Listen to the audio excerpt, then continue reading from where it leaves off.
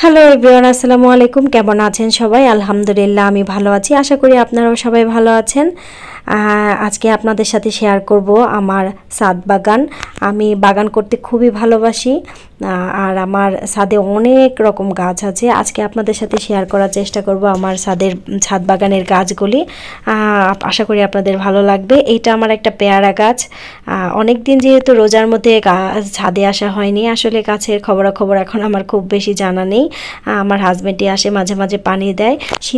আমি শীতে অনেক সবজি লাগিয়েছিলাম ছাদে, বেশ ভালো ফলন হয়েছিল আলহামদুলিল্লাহ। এত টমেটো হয়েছিল, আমার টমেটো কিনেও খেতে হয়নি এবং আমি আশেপাশের মানুষকে দিয়েও খেয়েছি টমেটো আলহামদুলিল্লাহ। এখন আমার পেয়ারা গাছে পেয়ারা হয়েছে, আবার দেখেন ফুলও এসেছে। এটা 12 মাসি পেয়ারা গাছ, এটা 12 মাসি পেয়ারা থাকে এই গাছে।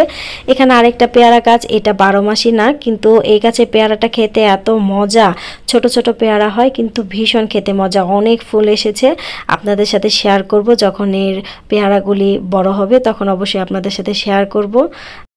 এটা আমার একটা মালটা গাছ, মাত্র 100 টাকা দিয়ে কিনেছিলাম। মালটা গাছটা এত ফলন দেবে ভালো আমি আসলে বিশ্বাসই করতে পারিনি। ছোট্ট একটা গাছ কিনে এনেছিলাম, 1 বছর পেরোতেই গাছটিতে বেশ ভালো মালটা এসেছে।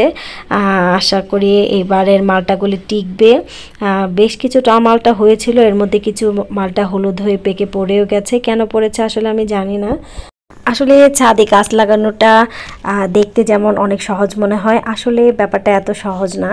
এখানে অনেক যত্ন প্রয়োজন হয়। মাটিতে গাছ লাগালে যতটা আপনার যত্ন প্রয়োজন না হয়, তার থেকে ছাদে গাছ লাগালে আমার মনে হয় বেশি যত্ন প্রয়োজন হয়। এখানে আপনার সময় মতো পানি দিতে হয়, তারপরে গাছে সার দিতে হয়, গাছেরও কিন্তু খাবার প্রয়োজন হয়, এটা যোগান দিতে হয় আসলে আপনাকে নিজে থেকেই।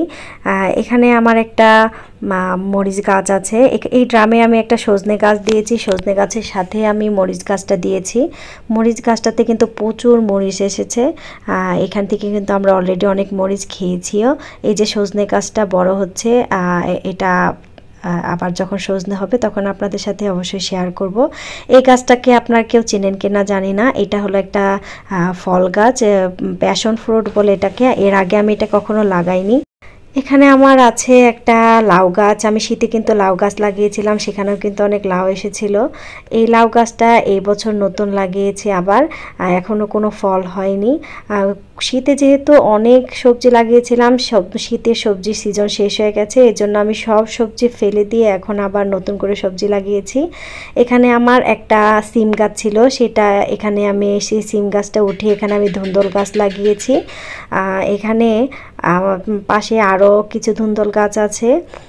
এগুলি সব এখন একটু একটু করে বড় হচ্ছে, যখন আরও বড় হবে তখন আপনাদের আপডেট দেব। এই গাছটাকে কেউ চেনেন কি না জানাবেন। এটাকে আমরা গাদিনা পাতা বলি। এটাতে কিন্তু ছোট মাছ ভর্তা খেতে ভীষণ মজা। এই গাছটা আমার হাজব্যান্ড খুব বেশি পছন্দ করে। এটা আমার একটা ড্রাগন ফ্রুট গাছ। ছাদে আমার অনেকগুলি ড্রাগন ফ্রুট গাছ আছে। আসলে ছাদে আমার যে গাছগুলি আছে একটা একটা করে দেখাতে গেলে ভিডিও অনেক লম্বা হয়ে যাবে। আপনাদের সাথে অল্প অল্প করে আমি যখন সময় সুযোগ হবে শেয়ার করব। এটা হলো আমার একটা খুবই খুবই পছন্দের একটা ফুল গাছ। এটা হলো রানী গোলাপ ফুল গাছ। এই গাছের ফুলটা যখন ফোটে এত সুন্দর কালার হয়, এটা আমার ভীষণ ভালো লাগে। এটা হলো আমার একটা লিচু গাছ, মাত্র 150 টাকা দিয়ে কিনেছিলাম গাছটা। কেউ বিশ্বাস করবেন কিনা জানি না।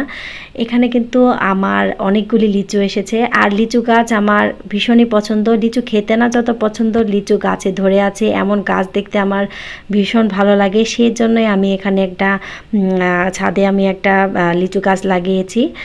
ভীষণ সুন্দর, দেখুন গাছটা কিন্তু বড় হয়েছে। ছোট একটা টবে লাগিয়েছি কিন্তু গাছ কিন্তু বেশ বড় হয়েছে।